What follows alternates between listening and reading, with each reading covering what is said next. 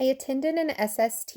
Our school district that I'm at is calling those SCTs, but either way, they're the same type thing. It's wanting students to be successful. The student that I was attending is a student from Guam. He literally got off of the plane and was enrolled in school the next day, had never been in the United States. Parents enrolled him in second grade. Staff was not 100% sure that this was the appropriate setting, but we went ahead and he started school. They started collecting data, which was really interesting, just seeing where he was at, what he knew, what he didn't know. Then the team called an SST. Parent came in and grandparent, and they gave us a little information about his background. He has a medical diagnosis of ADHD. I found out in a heartbreaking story from mom that when you are in Guam, you have to attend school, but if you have any form of medical diagnosis or any complication at all, behavior wise, they do not teach to you.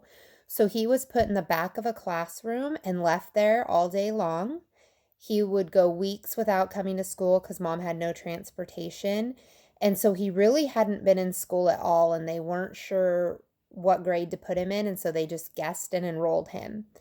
So teachers were able to bring out documentation, use problem solving strategies to show us kind of where he was at and what was going on so that we could figure out exactly how much school he had actually been in, what he had missed, and where he needed to actually be placed as far as the United States and California where he would fall in. He is still really far behind, but the team believed that he should have started school in first grade. So he is now in a first grade classroom.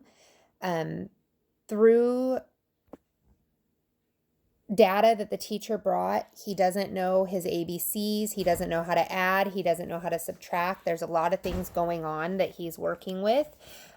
But we were able to get him in the first grade setting, and now they've put in place different interventions to help get him caught up, as well as making sure that staff is aware of his situation, where he's coming from, the cultural differences, which I thought was wonderful.